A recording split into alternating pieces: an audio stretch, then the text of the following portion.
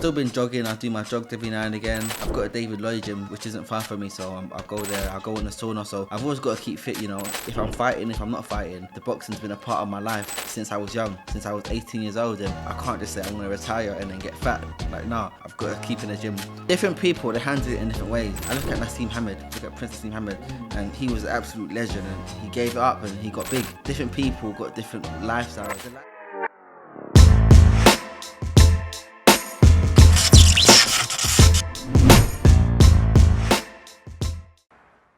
Yo guys, and welcome back to the Podghost Podcast. So guys, today we're with someone who I personally wanted to bring this guy on for a very long time. Pleased to have him on now. A guy that needs no introduction. Definitely not. Ohara Davies in the house. Yes, bro. My brother. What's that name? What are you saying, All bro? good, all good. Listen, it's good to be here. It's good to meet you guys. Good to see the whole setup, and yeah, I'm excited. Let's go. Thank you, bro. Thank you. Thanks for having us, Appreciate bro. that, man. Yeah, thank you very much for bringing us here. It's no problem. Because normally we're the ones that have our own studio. Yeah, exactly. This time we sit up here in this fucking lovely place, bro. Exactly. Thank you. Listen, How's retired life treating you, bro? it's treating me good. Listen, I put on a hell of a lot of weight. But listen, I thought that I'm gonna fight, I'm gonna retire, and I'm gonna have some free time. I'm gonna be able to, you know. But I've been so busy. I've been more busy now than I have in camps. Wow. In camps, I go to the gym, I do my thing, I rest. But after this last fight, my life has been busy non-stop. I'm up in the morning, I'm out of the house, phone calls, meetings. I've got a list. I've got about 10 things on my list. I managed, I'm thinking I'm gonna do 5 or 6 of them. Yeah. I'll do 2 of them. And then the next day, I got another 3 added on the list. It's just been literally non-stop, and that's what keeps me going. That's sick, Smashed bro. it, man, yeah. Because then you'd think when you're a boxer, you're probably so used to a certain Yeah. life where your diet, Yeah. you're strict with your regimes. You can Yeah. still say, I know you've said you put on weight, but you look amazing, bro. And a lot of boxers, when they retire, within a couple of months, bro, they've blown up. I'd say a couple of weeks, some of them. Because they're out of blowing routine, up. innit? Yeah. Completely out of routine. Yeah. 100%. So for you to still stay active, Yeah. I think that's a... I've still been jogging. I do my jogs every now and again. I've got a David Lloyd gym, which isn't far from me, so I go there. I go in the sauna. So I've always got to keep fit, you know. If I'm fighting, if I'm not fighting, the boxing's been a part of my life since I was young, since I was 18 years old, and I can't just say I'm going to retire and then get fat. Like, nah, I've got to keep in the gym. Also, it's good for your mental health as well to keep in the gym. So, 100%. I'm still in the gym. Nah, it's good now. You got to keep your image as well, innit? Come on, 100%. Absolutely. I always feel like, when I see people like, Marcus Maidana, I see people like that and I feel like, why have you let yourself go? Yeah. Exactly. You're in your exactly. mid-30s or late 20s and you look like Maradona. Yeah, you know what though? Like different people, they handle it in different ways. Like True. I look at Nassim Hamed, look at Prince Nassim Hamed, and Legend, bro. he was an absolute legend, and he gave it up and he got big. Yeah. So listen, different people got different lifestyles, and But I think- but the lifestyle I have, I need to be in the gym. It's for my mental health too, and I can't imagine not being fit. I can't imagine it.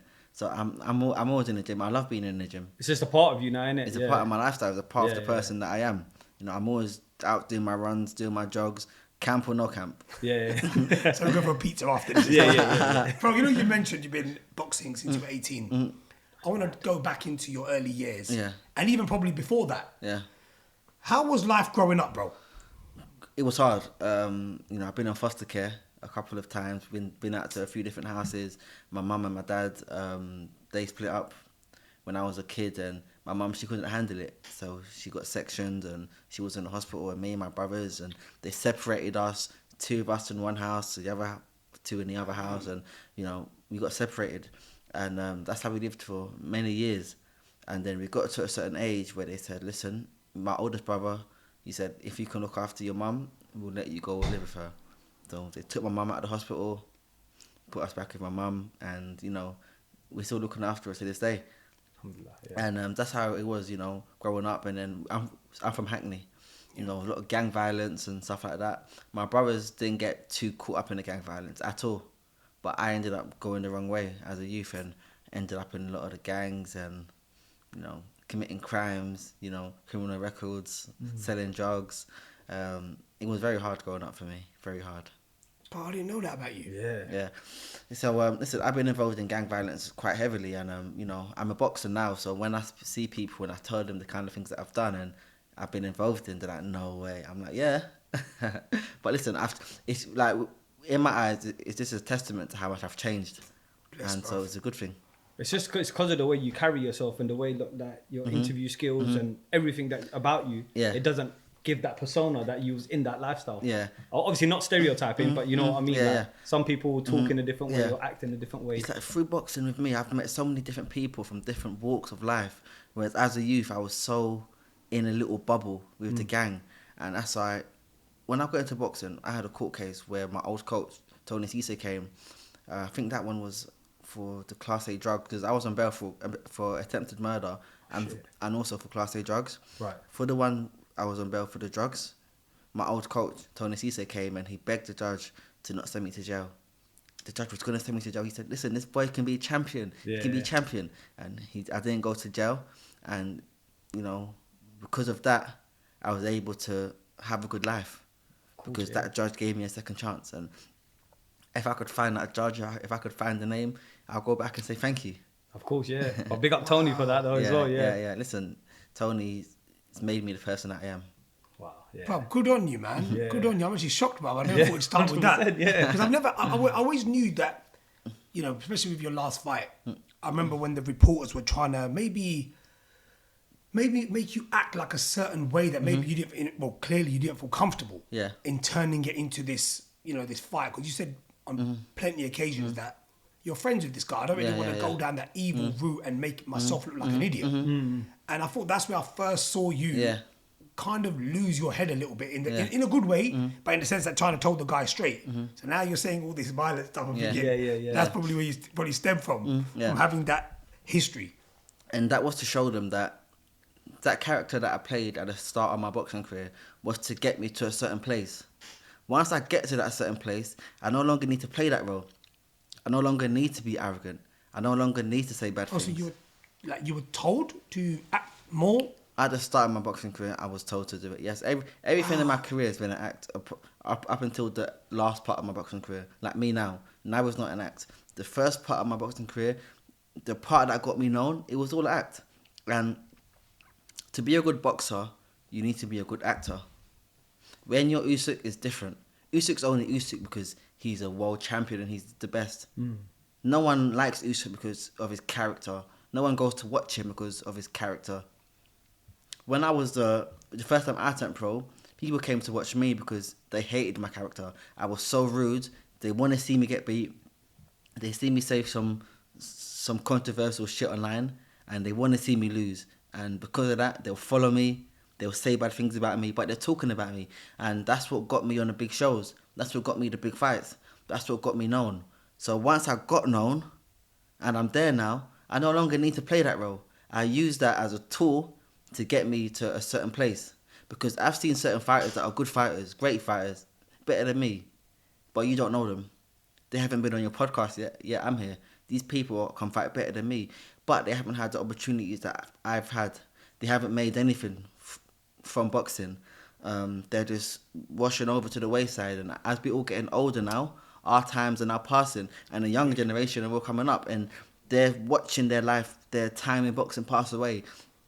And you look at guys like me and say, I'm better than Ohara Davies. Why didn't I have all those opportunities that he had? Because I know how to network, I know how to talk, I know how to make people hate me, I know how to make people love me.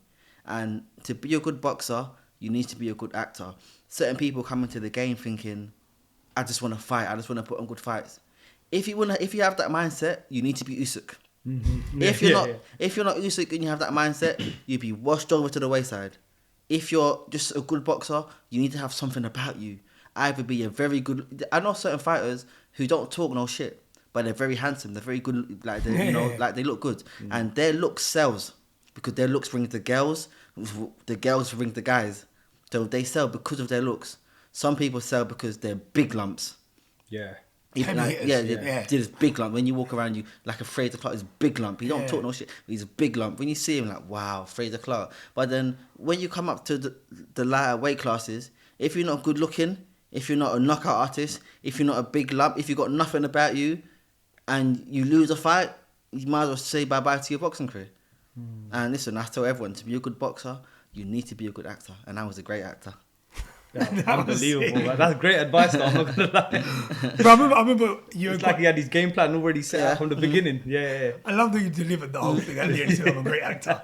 But you know what? I do believe in that because I always think like sticking to what you said. People like Conor McGregor. He's not a great fighter, bro. I've always said that. He's got a punch, a left hook, but if you watch him actually fight, he's just a fighter who's just like a brawler. He's not really a His acting technical, but he's acting. He's a showman. I think with Floyd, it's both at the highest level. Yeah, we've done the whole showman bit, but then delivered and sticking on Floyd. I remember you had a bit of a run-in with Floyd Mayweather a few years back. We did. That was at the 02 after I fought Dave Matthews. Yeah. Even that again, that was a publicity stunt. Everything I've done in my boxing career, it was all publicity stunts. I made sure that someone's got the camera there.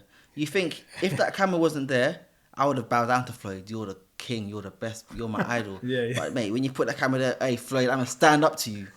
But you know what? But that went viral. It got millions of hits online. Yeah, of course. Said, who's Ohara Davies? Who's this guy thinking he can talk to Floyd? I'm a no one. But you guys think I'm a someone everyone's watching me. You're talking about me. It's all a publicity stunt. So listen, like I said, to be a good boxer, you need to be a good actor. We was there with Floyd, it was the meet and greet. I was there to meet and greet Floyd. I wasn't there to beef him. I'm there to meet my idol. And I see everyone taking photos of him. Wow. And even me, wow. Yeah. But when I'm looking at the thousands of guys there, I'm like, how can I be different? How can I stand out? If I act like these guys, I'm going to end up like these guys. How can I be different? I said, you know what? Someone get the camera. Let me go be rude to him. I'm gonna stick it on him. Listen, he got millions of hits. I mean, they got people talking about you. Got people talking about publicity is good publicity. That's it. But I think that is a part of social media now more than ever. A lot of people will actually. I think now they'll probably do things they later regret. Yeah. But I don't think you really regret that because it's not like you abused the guy. I think you had a thing with Tank, was it? Yeah. And that was, it wasn't like you actually got rude to him and you can say that I made myself look like an idiot. Yeah. It was more like a publicity stunt. That's it. You're seeing that every week now. In my career, I don't regret anything because everything that I've done, the good and the bad, is what brought me to the place that I'm at now, and I'm content now. I'm happy now. I think when you're talking about publicity and the way that I've said bad things to publicize myself, it's different for everyone. It's different according to your race, your age. When I say according to your race, where I'm black, where I'm from, a lot of us, we're poor, we ain't got nothing in the ghetto. Most of us are black. Most black people, we don't support our own like the Asians support their own. The Asians, when you beef one Asians, you beef in the whole community. It's like the Albanians. When you beef in one of the Albanians, you're beefing the whole country. They will come from Albania to come and beef you too. Listen, these people are not messing about. But listen, when you're beefing a black person, most times, his own brother will give him up to you. Take him. And this is, so a lot of the times we don't support our own. And when I'm fighting, I couldn't sell any tickets to fight. My first fight, I sold lots of tickets. My second fight, I sold just about enough tickets to make £100. On my third fight, I wouldn't have had a third fight if I didn't do something. I said the only way to get me on the shows is to make people hate me. Make them buy tickets to come and see me lose. But they're buying tickets. If I was loved, I would have been loved. If I could be like a Johnny Fisher and be loved, Johnny Fisher is just a local lad. Whether he could box or not, this guy could sell out arenas non-stop because these people, they support their own. You Asians, you support your own. And if I wasn't who I am, if I was born into a different race maybe, and I had more support from those around me, in my family, in my race, I wouldn't have had to play this role where I make them hate me. But this is a role that I had to play to keep my boxing career alive. Otherwise, I can't sell tickets, I can't fight. No one will know who I am. So, listen, as a role, it's what I had to do. It's crazy to think the way that he had to play this role, because now, obviously, speaking to you and sitting there and literally give off completely different vibes to how you was in the boxing. You would never ever think that this is the Ohara Davies. Yeah, true. Yeah, and listen, I can be like this now because this is the person that I really am. But I couldn't show you guys this back then. If I showed you guys this back then, you'd say, he's a boring, he's just a no one. But now, when they see me, I was like, wow, he's different. Yeah, and then they feel something towards me now. But if this is the me that they first met, they won't feel nothing towards me. You're like, yeah, but then I won't get that. I wouldn't get that attention. In a way, it's about understanding human nature. It's about looking at the path of those that came a bit before you Look at the mistakes that they made, and try to avoid those certain mistakes. And when I look at the mistakes from those a bit before me and how their boxing careers went, even though they were so good, I said, listen, I've got to do something different. And I did. It's crazy. I love the mindset that you got. When did you feel like you got this mindset? How do I say it? Not really put into you, but when did you come about thinking this is how I need to start moving now? Because you started it very young. So, you'd think coming off of the streets, coming off from that gang violence, you'd be going into boxing thinking, I'm just going to be knocking man's out. I'm not going to be thinking strategically. It's true. When did you go into this business mindset?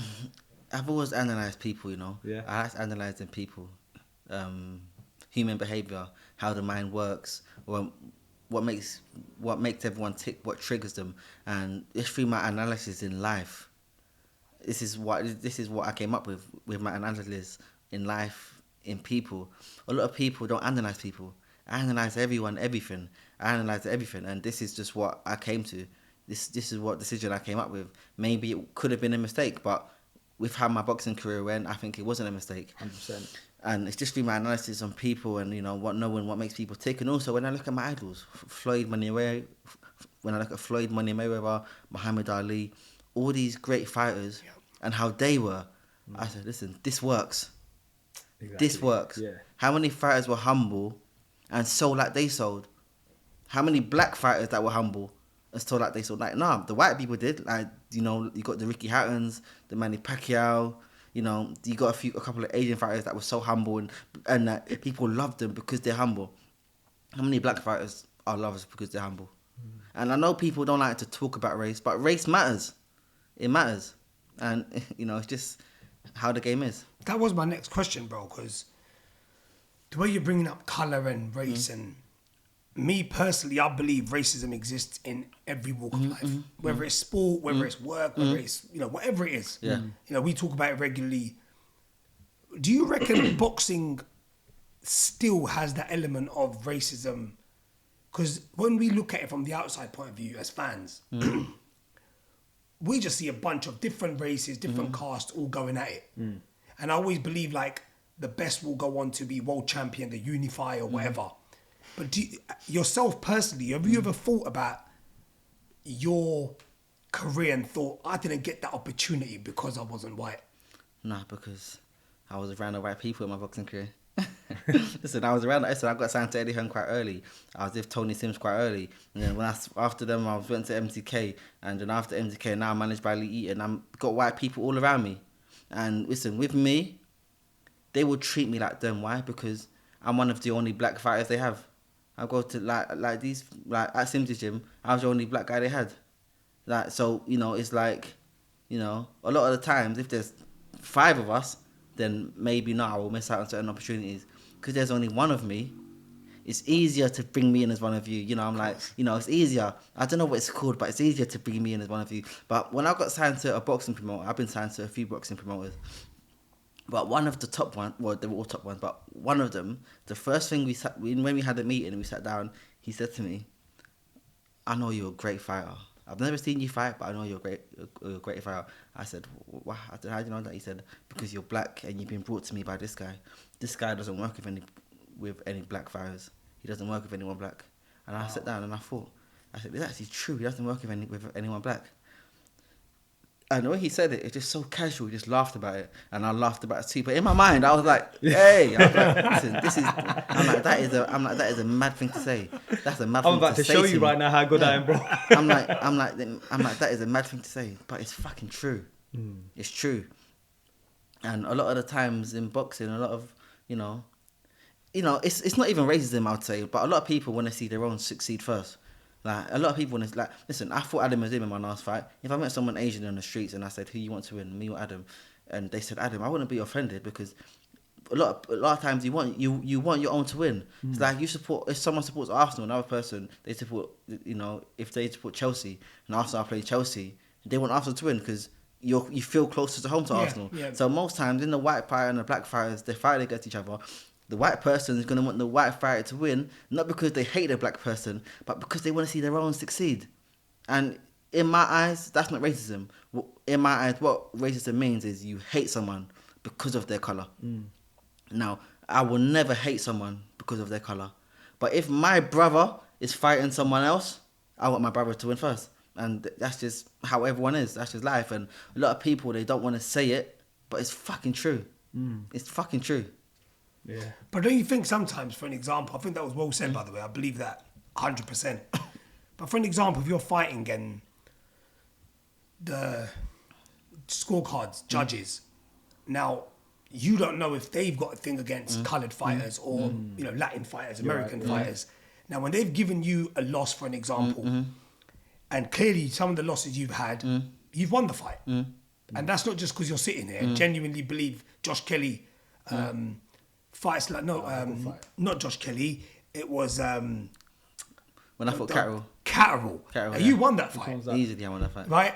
But now, when it went to the judges, you didn't get the decision. Now, me as an onlooker, because I thought it was such a clear decision, I don't know why I'm one of them people that will think it's racism. Now, maybe that's a really stupid way of seeing it, or maybe I don't know, you might see it different. But I always think like people have favoritism sometimes in the highest positions. Absolutely. And I think even as a judge, if you're racist and you're a judge and you want your own to win, I can understand that. I might not ask you to judge fairly, but you might be a slightly bit off. But in some cases, it's all the way off. Like, I thought Catterall, if I won the fight by maybe 1 round and you gave it a draw or you gave me a loss, but I really only won it by 1 round, I can understand that. But when I won every round in a fight and you still give it to the other guy, it's like, something's wrong here. This guy hates me. It's not, so at that point, it's not, I support my own, I want to see my own win. It's, I hate this motherfucker. Yeah, That's what it is. And, it happens in boxing, to in add life. a little your curveball to that, not just racism. Would you sometimes think, like, for example, imagine you two are fighting. Yeah. I'm the judge. Now straight away, if I give any sort of decision, it doesn't matter which way it goes. Well, no, it does. If I start giving a decision and let's just say it's, I don't know, 118, 116, even if it's 2 points, you probably say it's fair. But at the same time, imagine I've got favoritism. Like I want you to win. Does it work like that with judges as well? Obviously, they must have a favorite. Every judge's got a favourite. Every judge's got a favourite. Every human being's got a favourite. And it happens, as long as they don't as long as they don't make it so obvious, they can get away with it. Another conspiracy of mine is, when they bet as well, you must have like judges that are betting against, like, on the big prize. Of course. I believe so. Yeah. I believe so. Listen, 100%, life bro. in sport in general is so corrupt. Yeah. Especially if you look at the Olympic Games, it got so corrupt. Boxing got taken out of the games. Boxing is not in the Olympic Games because of all the robberies they done. It was so corrupt. They said, listen, we're taking it out of the games, and the boxing got taken out, and they're hoping to get it back in the games, but it got taken out. So you know what? Talking of the way boxing's going, what do you make of all this Saudi and this whole stuff that's happened to come after you've hung up your gloves? Saudi's good for the top fighters. For the fighters that are not on the top, like if he's fighting on a small, like you see a couple of years ago, you can fight on a small horse show and people would, wow, yeah, there's a fight. Now, if you're not fighting on Saudi, no one cares about you now. So Saudi is good for the fight. The fighters on the top are like, mate, I'm fighting and making 5 times what I used to make. But the fighters on the lower end are thinking, like, if I'm not fighting and if I'm not getting that Saudi money, I'm a no one. Like, if you post online, I'm a fighter, and you're not fighting on the Saudi cards, people think, is he really a boxer? So it's good for some, and also it's bad for some. And but for mainstream boxing, it's amazing. Right? Fighters are getting overpaid. And we're seeing the best fights now. For boxing fans, it's great. Agreed, yeah. But for the up and coming fighters that are on the lower end, it's a nightmare for them, because a lot of the times is if you're not getting that Saudi money or you're not fighting live on TV no more, you're no one. Yeah, you're no one. And then when you started on the small shows, to get to that certain level is even harder now. It's even harder. Yeah, exactly. It's hard. And I look at certain fighters on the small horse shows on the lower level, and it's like you won it, but it's hard. It's hard to market yourself, to get someone to see you, and it's not about marketing only. It's about seeing someone that wants to give you that chance. You need to meet a manager or someone on a high level that wants to give you a chance. Absolutely, yeah. And most in boxing, it's about who you know. Yeah. I only got signed to Eddie Hearn because I knew James Arj, you know Arj from Towie. Me and Anthony Yard, we met Arj in America, and once we came back, you know, I'm good mates with him. Anthony's also good mates with him. I became I was more good mates with him at the time, and when me and Tunde, when we had our, you know, after we had our beef and we started training together, he phoned me, he's like, listen, I'm going to get you to Sims's gym. He, you know, then through that I got the link to Matchroom. So it's about who I knew. If I didn't know him, I wouldn't have got that opportunity at the time, and I would have continued fighting on the small shows. You can't sell any tickets, and at that point, it's not about I need to promote myself more. It's I need to know someone that knows someone. Yeah, you're right. Yeah, it's so true. But everyone hard. says that. As long as it's about who you know, not what you know. Based off the back of that question, then, so what would you say about YouTube boxers? Because obviously, you see how you said now the big boys are going to Saudi, and then it's hard for the up and coming fighters who probably got great talent, but obviously because they're not hitting them that stage, they're not getting recognition. So sometimes I feel like they're probably diverting and thinking, you know what, I might as well just go on to like Misfits and YouTube boxing. To get onto Misfits, you need to have a certain following. Yeah, you do. Yeah, Misfits are not just like taking anyone. And most times they have taken on a couple of pros or former pros, but they're paying them like almost nothing. I know what these guys are making. They're getting paid shit money. It's more money than they made as a pro, but it's still shit money. Yeah, and they won't, you know, they're not going to progress you. You might fight on one Misfits show, but it's not going to be long lasting. You haven't got a career on Misfits unless you've been a YouTuber in some other field, or you're big from some other field. Yeah. But yeah, it's not easy to it'd be easier to get signed to Saudi than to get onto Misfits. You know, it's fucking hard. It's funny because I think the YouTube boxers had their fun for a little bit. Yeah. But then Turkey came in. And then everyone forgot YouTube. Yeah. But YouTube is still going on. It's still going on. They haven't got as many shows as they had. Yeah. And they're not making as much noise as they did. Yeah. But it's still going on. They got Darren Till fighting in a couple of weeks. They got Tommy Fury. He's a Misfits fighter. They got KSI fighting soon as well. So you know, it's still going on, but it's just not as big as it once was. I think Ty Mitchell's fighting on. He's fighting Idris Virgo. Is it June? I think. No, April.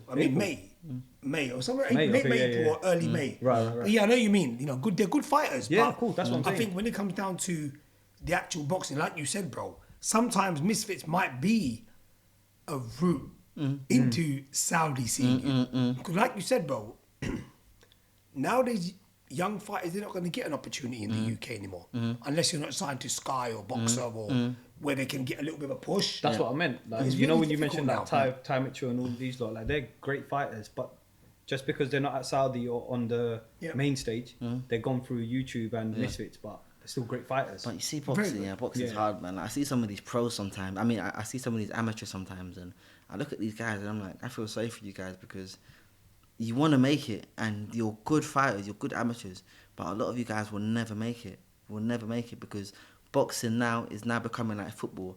Since now that the whole social media's gone big, fighters are now famous. Like I go outside and like people know me. I go to my local Sainsbury's and people, Ohara Davies, and I'm like, wow, like we're famous. Whereas before, boxers weren't known, and because of that, boxing has got so mega and so mainstream where everyone wants to box now. Like back in the day, like you go into one amateur gym and there's only a couple of fighters. There's one person on each weight class. Now you go into any amateur gym, there's 15 to 20 people at each weight class, and in each gym there's so many people doing it now. It's like football, and we all know that to get far in football is fucking hard. Now in boxing, to get far in boxing, it's going to be fucking hard because you're competing against so many others. Like everyone that is a good pro now, I trained with as an amateur. I trained with a Coley and like everyone that's a good that is a good, you know, everyone that is a good fighter now, I knew from the amateur days because it was such a close circle. Now imagine there being 10 times of us. To get far is going to be 10 times harder. And even though there's more money now than there was back then, it's harder to get to the money. And the fight, and I tell everyone now, like you see people like me, I started fighting late. I started boxing for the first time I was like 17, 18. I just smoked weed all day, and a lot of us have been to jail and come out of jail, and we started boxing late and we still managed to get far. Those days are past. Look at Bernard Hopkins, he went jail. He started boxing late and he became a world champion. Those days are done. They'll never come back again because all these fighters now, are being bred from when they was a kid. Yeah. I met Adam the first time when he was a fucking kid. Adam was a kid, and now you're fighting me and you're beating me and you listen, like all these amateurs now, their dads are putting them in the gym from young, and you think you think you're gonna go to jail, you're gonna come out of jail at 18 and think you're gonna get far. These guys have been in the gym from when they were 8 years old, and they've been training. And if it's not him, there's another person that's been there from 8 years old. And now those days are done. Ain't no one gonna start the fight game now at 18 years old and become a world champion. Like, nah, those days are past. Is now the champions are the guys that are born in the gym, and those are the guys that are gonna get far. Boxing's so different now, and I see some of these amateurs, and I want to tell them, listen, you're wasting your time. But I'm not one to kill anyone's dream. I just see them doing it. I'm like, yeah, you wanna, it's like, yeah, I met this fighter, yeah, I had an amateur fight and I won, and they're so excited about it. But listen, this is life, and you need to find another field, because like boxing was my only goal. If I had no fighting, I had nothing. But a lot of you guys, you need to have a backup plan. If the boxing don't work, because it's most likely not gonna work, you need to have something else to fall back on. You need to. You see, based off of what you said there, so now it's come to a time where boxers can potentially make so much more money, but at the same time, like you said, there's so much youth coming through as well. So it's probably getting a little bit hard in the competition. And also, when you're talking about more money, that's where we're talking about. It's not really more money. When I say more money, it's not more money. Right. It's more pounds, but your pounds can buy less. Your pounds can buy less now. It's true. Than what my pound could buy 5 years ago. Yeah, of course. So, like, the house I bought 5 years ago, maybe now is like almost doubled in price. So for you to get the same house, you need to be making double the money. Yeah, and you're not making double the money. Yeah. You're not making double. You're not making double the money. So a lot of the times when you compare it, it's not really more money. It's actually less money. When you factor in inflation, the cost of living, everything, it's crazy. What I was going to go on to did that aid in your decision on to why you retired? Because obviously the youth coming in and the money. Well, I thought it would be getting better, but you're saying it's not really. I just got bored of it, to be honest. It got to a point where I think it was at the start of that camp. Yeah. When I fought Adam was him, I just said, I'm tired of the game. And Lee Eaton's my manager. He messaged me on Instagram. Like, yes, and we're gonna take this guy out and go to this. And I was like, Lee, I'm proud of thinking this fight's gonna be my last fight. Win, lose or draw is my last fight, and I'm gonna announce it in a press conference.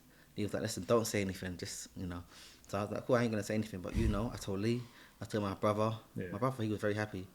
Lee didn't complain. Lee was like, cool, you can make it, you can make your choice. Lee didn't try to convince me. He said, listen, I'm my own man, make your choices.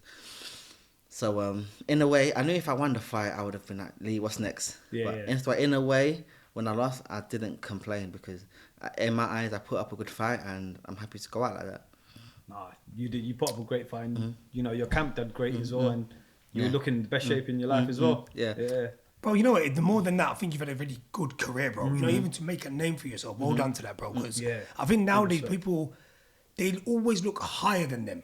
They're not going to look, like you just said, how many people dream to be known, to just have a name in boxing, bro. You've achieved more than that, bro. Yeah. I know you were out in the US. You even rubbed shoulders with 50 Cent, was it? Yeah. See, the things like that, bro, for you to do that. Tell us more about that before we move on. Oh, mate, that was why I was an amateur fighter. So I was an amateur. When I was with Tunde, me, Anthony Yard, and Junior Saba. We all went out to the States and just to see what opportunities are there. This is where times were hard. We had no money. Me and Anthony had to sleep on a single bed. We was there for like 3 weeks. Me and Anthony had to share a single bed. You know where you do like top and tail, my head to his feet. Listen, we argued every fucking day in that hotel room, every day. And we're like, listen, this guy is someone I can be cool with, but we can't be together.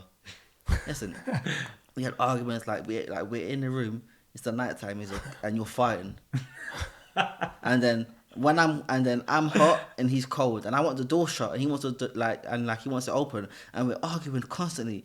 Everything he does has got on my nerves. Everything he done. When he eats, he's like, I'm looking at him like, mate, literally, I can laugh about it now, but I remember that day I just wanted him gone. Just fucking go. Oh my god. Listen, the memories were mad. We've been through so much, and times were hard because we had to share a single bed for weeks. times were hard, and listen, we went out to the States. We went out to Floyd's gym, and we met Floyd. We got to watch him spar. We met 50 Cent twice. Wow. Bill Haney looked after us back then. That's when Bill Haney had his own gym, the Hit Factory. It's when Devin was a kid. Devin was a fucking kid, mate. Devin was like there. And Bill looked after us. He had us in the gym all the time. He took us around his house, and Bill was the one that introduced us to 50 Cent. We think we met him twice. And literally in the gym when we met him, it's just like 5 of us: me, Anthony, Tunde Jr., Bill. No, Bill was out there with something else, and then 50 Cent, because Bill's always been close to these guys, so Bill wasn't like, wow, 50, but we were like, wow, 50. Yeah. So Bill was out somewhere on the phone or something, and 50 spoke to us for like about an hour and a half. Wow. He just told us everything about his life. Like, this guy was that he fought in the junior Olympics. What is it? Yeah, 50 Cent box. Didn't know that. He showed us pictures on his phone. Yeah, I boxed in the Junior Olympics, and he had his own gym. Wow. Yeah, because he got into boxing management. So he had his own gym, the SMS gym, and he wanted to sign us as well. He wanted to sign us, but then Tunde wanted us to sign to Floyd, so Tunde let that opportunity pass. And listen, so we met him, but that was all through Bill. Bill's got the links, Bill showed us the life in Vegas. Bill showed us the life, and he looked after us. And so when Devin was a kid and he was aspiring to be a good fighter, and he became one of the best fighters in the world. We trained with Errol Spence, but this is before Errol Spence was known. Man, This is before. wow. I remember, I didn't know, I never knew who this guy ever was. And I remember being in Floyd's gym every day, and I remember the guys from the UK would come and spar Floyd's guys, and they would give him good work. And then Errol came in, Errol beat the fuck out of everyone. And when I say beat the fuck out of them, I'm talking about knocking guys out, stopping people one after the other, easily. And I remember after this, I'm like, mate, like, you're fucking good, man. What's your name? He goes, yeah, my name's Errol. I'm hoping to get far in boxing one day. And I'm like, wow, you're fucking good. And I never forgot his name. And he became the man. And I was like, this ain't new. Errol's always been the man from back in the day. This is before Tank was around. Tank wasn't around then. Jay Leon Love. Jay Leon Love was around. Andrew Tabiti was around. Yep. Andrew Tabiti used to fight at the yard, but this is when Andrew Tabiti, he was already established as a pro, so he used to the spars were good, but he used to kind of help Anthony out. He wasn't, he used to help Anthony out because Anthony was only like, it's a bit before he turned pro. He was an amateur, so we were there to learn. Michael Hunter was there. Michael Hunter was around. Sean Porter was around. Don't know if I said that earlier. The big man Nate Jones, Big Nate was around when Roger Mayweather was alive. You had Floyd Senior in the gym every day. Mate, the memories, when I look back now, the memories were mad. I still got some of them on my Facebook, on my old Facebook somewhere. I got all the videos of us in Vegas from kids and like, Good memories, bro. Yeah, very good. Yeah, very good memories. Who would you say is like the most iconic person that you've met? 50 Cent, of course. Yeah. I remember when I met him, I phoned up my older brother. I'm like, guess who I'm with? He goes, yeah, I'm with 50 Cent. He's like, no, you're not. I put him on the phone, and they spoke on the phone. And he's like, wow, is it? Because this is when 50 was 50, hot. 50. Remember Yeah. when the Get Rich Die Trying days? This is when 50 was hot. That was madness. That's the one person, even now I look back and I'm like, wow, I met him. That's crazy. That is so sick. You know what? I love the story, bro, because, like I just said to you, bro, you should, tap yourself on the back, bro, because this whole story you're telling us now, and you can see you're laughing, you're smiling. Yeah. It's things that you're actually reminiscing about the times, and even to go through that, bro. Yeah. What a career, bro. What a career. To Yeah. think that all these guys knew you, Rob Shoulders, Errol Spence, all these guys who today everyone's talking about. Yeah. You knew them before anyone even knew Yeah. who the hell they were. And, we dreamed for days where we could, one day have a car or one day Deep. book a hotel room and stay on our own, where one day where we could be independent. Yeah. We weren't independent. Times were hard. Sometimes you Sounds must sit hard. there and look at YouTube and like look back at your fights. Yeah. You must think like, No. I can't believe like a guy like you're from Hackney. You was Yeah. originally from Hackney. Yeah. A boy from Sometimes, Hackney, on the main stage. If I'm honest, I never do because my life is so far paced. Like I got to wake up tomorrow and I've got 6 phone calls to make, phone the bank, phone the broker, go to my accountant, and my life is so far paced. I never get time to look back until I sit down like this and then I talk about it. And I'm like, wow. Appreciate it, yeah. Yeah, it's like, wow. Smashed it, man. Thank Big you. respect, man. Big respect. Thank you. Now he's not a boxer anymore. He's an entrepreneur. Yeah. So, bro, you know what? When you obviously called out you retired, it has to be said, you must miss the game. You must miss maybe one last dance or one last fight, or is that enough now? No, so I was, I've been done. Once I retired, I said I'm done. I meant it before the Adam is in fight, and I meant it after the fight. But then there's a but. So I was in Dubai, and one of my friends, offered me, a decent opportunity to fight. It's just an easy exhibition fight. It's an exhibition kind of fight. So I phoned up my manager Lee, and I said, Lee, this opportunity is here. What do you think? Lee was like, listen, if you want it, go for it. I'm always gonna be by your side. And so I think we're going to have one more exhibition. Oh, amazing. Should be announced soon, so we're just waiting for that to get announced. So that's an exclusive. That's exclusive. Here we go. Well, it won't be by the time this comes out, but it's an exclusive. Yeah, we were the first to know. But bro, you know what? Like we can sit here and talk about all the highs, all the highs. Everyone's talking about the highlight reel. Everyone likes talking about the 50s, the Floyds. But there is a dark side to boxing, bro.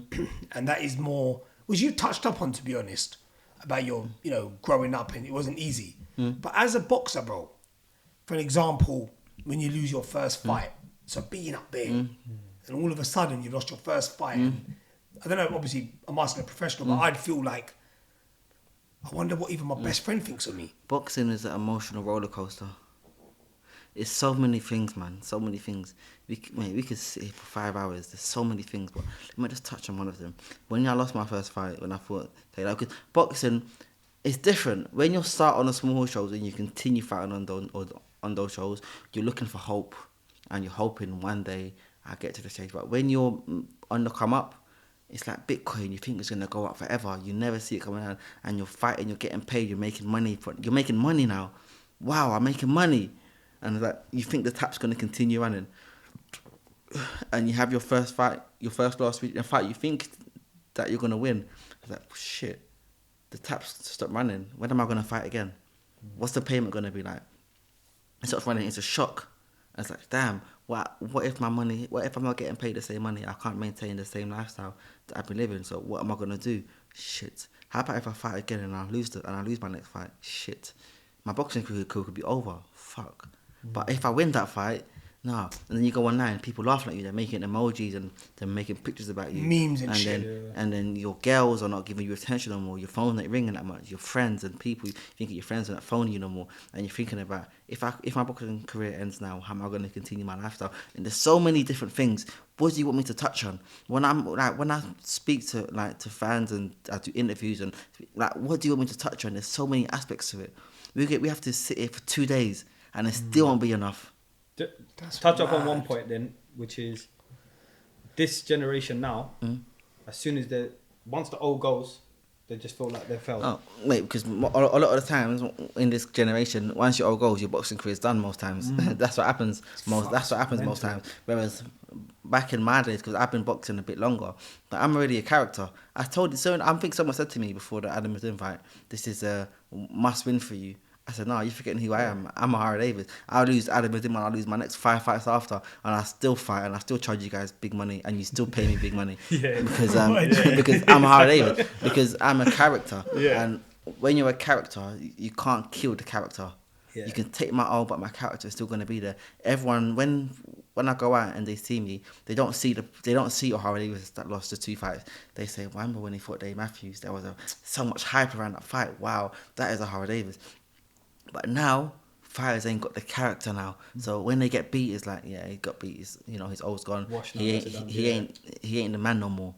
He ain't the man. But because I'm a character that I've built, I'm forever gonna be a character. But so now, when fighters do lose their old, you might get back to where you was, but it's gonna take you another 3 years, and you're gonna be 3 years older. And even then, if you lose again, then what?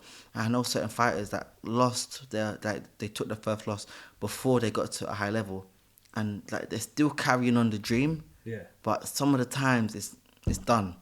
It's done. But with me, every loss I took was at a high level. I've never taken a loss at a lower level because, mate, I'm not fighting anyone that can risk giving me a loss if they're not a name.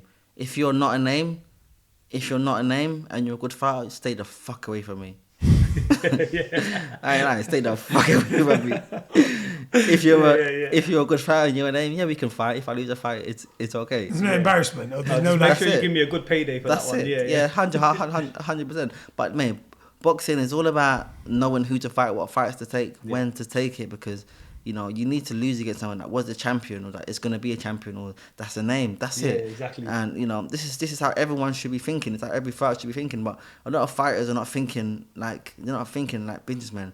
They want I'll fight everyone, I'll fight anyone. And your boxing career is not going to go anywhere. You're not going to make any real money from the game. So true, yeah. Mm-hmm. I think the whole strategy of boxing's changed now. And but before we wrap up, I want to speak about promoters. Because promoters nowadays, bro, they're like we spoke off camera. For them, fighters are like characters on their chessboard. Let's just say it as it is. They make money from it. They'll manipulate fighters. But a lot of fighters, after they retire, look back and think, "That fucking guy took me for a mug. I just didn't know. I wasn't educated, or I wasn't brought up in a, in a privileged family where people could tell me these rules and regulations they put on me." When you look back at it now, do you regret? I know you said you have no regrets, but do you regret thinking, if I didn't sign with that promoter, I could have gone with him? No. Every choice I made was the best choice at that time. Every choice I made was the best choice at that time. Every choice I made, I thought about it carefully, and we are so disposable to these, to boxing promoters, and especially now, fighters are even more disposable because they're all not characters. None of them are characters, and once one of them take a loss, they break down mentally, innit? They break down mentally. The promoter, they forgets them. The promoters, they forget them. So when I look at Anthony Yarde's boxing career, the guy's smart as hell. He fights a bunch of below average fighters, then fight the best, and when he fights the best, he almost won it. He almost wins, and then fight a bunch of guys below average. I saw a picture once of Tunde. He was looking at some binmen, but some real it was some actual binmen, and they put Tunde's face there like this, looking for Anthony Yarde's next opponent. I saw it and I laughed. I'm like, this is how boxing should be done. You gotta be smart. Don't fight anyone that's a good fighter that can give you a hard fight, or that can risk taking you look bad, so that can risk either making you look bad or giving you your first loss. If you can, you fight a bunch of bums, then fight someone fucking great. Then fight your fighter and fight someone fucking great. And listen, the way that Tunde played the game, Tunde played it well. Tunde played the game well. It's like, just look at Adam Azim. They're trying to push him to fight, Dalton Smith. And I'm like, Adam Azim is young. Even though Adam, he could win that fight. Yeah. He's young. Back him, yeah. He's young, and he's still learning.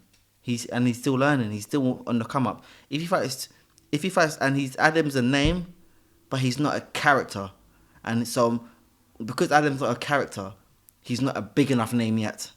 If he fights Dalton Smith now and he takes a loss, that's almost the end of Adam Azim as we know. Adam Azim, he's no longer Adam the fuck. He's a good fighter. He beat Ohara Davies, but then he fought Dalton Smith and he got beat. That's all he becomes, because he's naturally just not a character. He don't talk much. So the way to do is how they're doing it now, making fight good fighters, fights that he can win, make him win, and then after a couple of years, once he makes some more money, some good money, and he's a real name now because he's been around the scene for so long. Yeah. Then if he takes a loss, it's okay. But he's still new in this. He's still new in the whole industry. People only know about Adam Azim for a couple of years. They don't know about him for that long. So the way that they're playing the game is smart. If I was him, I'll keep away from Dalton Smith's about 28 years old now. It's true. I agree with that. Adam's about, how old is he? 22? 21, 22. I'll keep out of Dalton Smith's way for another 4 years. 4 years. You keep fighting people that are good, but 4 years, you still get the money. He doesn't need to go into a fight. In 4 years, Dalton Smith's going to be 32 years old. He starts to slow down. You take him then. Bang him then. You take him then. That's what I would do if I was Adam. And if I was Dalton Smith, I would be doing exactly what he's, I'd be doing exactly what he's been on. I'd be calling out Adam Azim. He's scared. He don't want to fight me. Because I want the fight now. Because I'm in my prime. This guy's still young when I come up. But even though he's good, I can take him now. But in 4 years, maybe I can't. So Adam's got to keep on his game. Respect to him, man. I think even with you and Adam, I remember when your fight got announced with Adam, Adam's a good friend of mine. So I've called him and I said, and this is real talk, I genuinely thought he took too much on.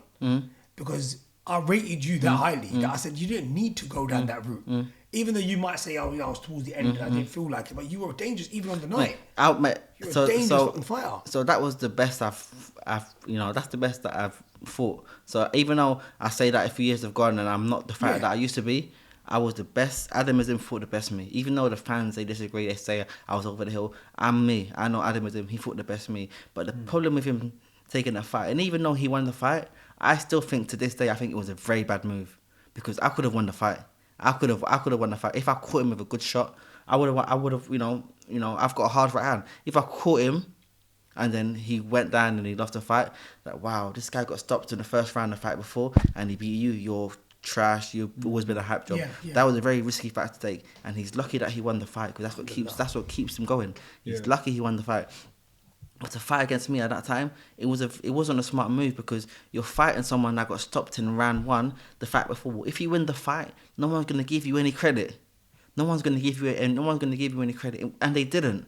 They say, yeah, he fought an over the hill Ohara Davies. I see so many interviews by boxing coaches that are well known, that know their boxing, and they're saying, yeah, but if he fought Ohara 5 years ago, he would have got beat. And I'm there. I'm like, listen, I'll take that, because you're making it seem like I'm over the hill. I would take that. But I know myself, he fought the best me.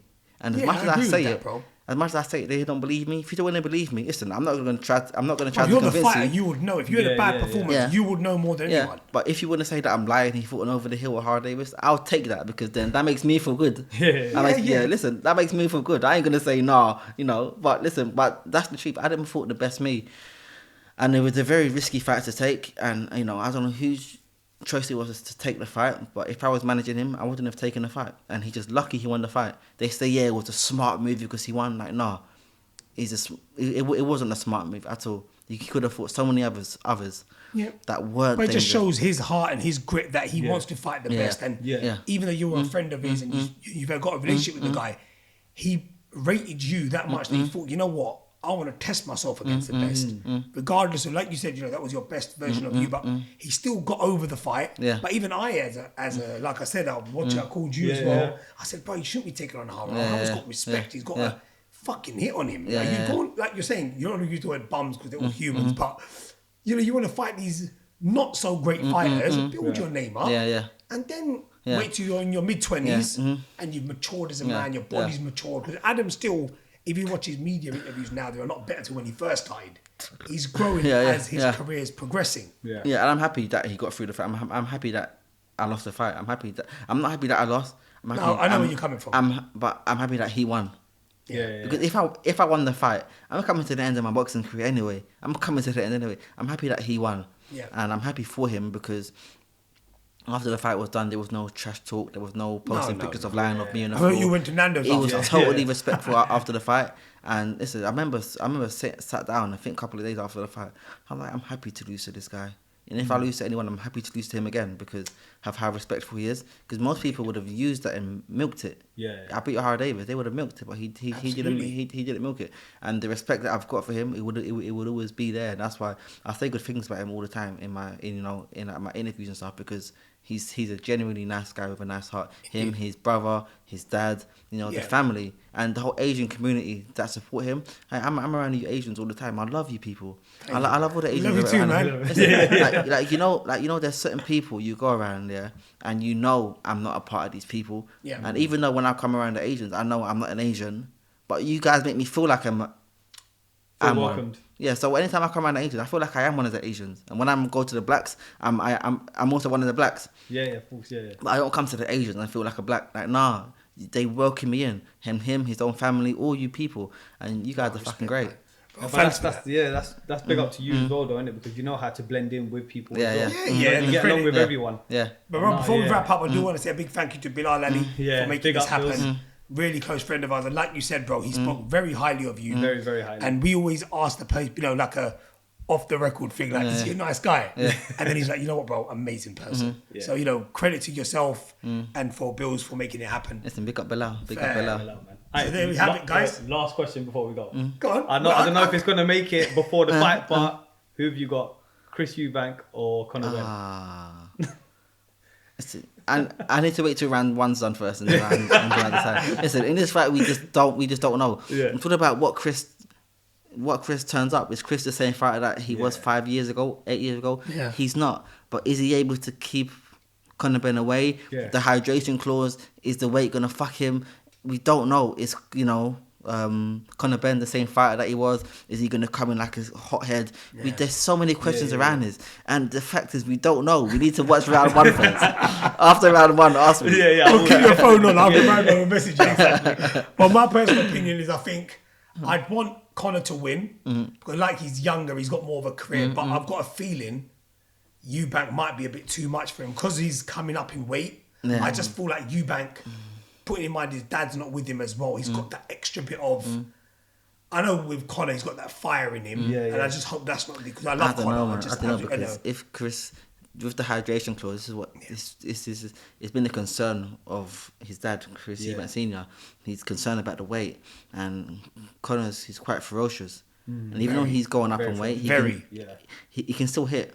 Yeah. If he hits the heavyweight, he will still hurt though. And with Chris, with him not going to be, he's not going to be 100% hydrated. If he gets caught, how's it going to affect him? Yeah. And if he gets caught and then he goes back and then he's a bit weaker, Conor's not going to think, okay, cool, let me give him. He's going to be on him like a fucking rash, like a lion. And if that happens, that's one scenario in my head that I can see. That's what I can see. Do you think he retires if he loses Eubank? With the money he's making. Yeah. Probably. And not just that, Chris is a very smart guy. It's not about the money. Chris doesn't have to, but Chris guy's got a property everywhere. Chris is fucking smart. He's got a great team around him. A lot of people like him don't talk about the investments they got, but he has invested very well. And this is just the icing on the cake. If he wins this fight, if he loses this fight, I think he might just call it a day and he might just want to go out and enjoy life. That's what I think. I think this might be his last fight. But win or lose? Win or lose, I think this might be his last fight. I think if he wins, he has one more. Because he'll make him a lot of hella money, like a lot more. Yeah. He'll probably get a title fight, maybe. Yeah. But if he loses, then I think he hangs up the gloves. He said that, didn't he? I think he said that. Did he? Yeah, he said that. Because everyone in his age range, like to George Groves, to Billy Joe Saunders, they've all called it a day. They've all done, and Chris is like the last one still going. He's now fighting all the younger lot, and if he stays around, he'll be fighting guys like fighting guys like I look at Adam Azim. He'll be fighting Chris in a couple of years once he gets a bit bigger. Well, we're going to be calling you on the fight night. We will do straight after.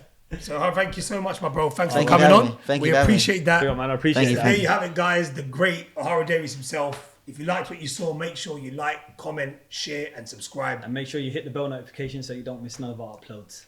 Peace. Love. We out here. Y'all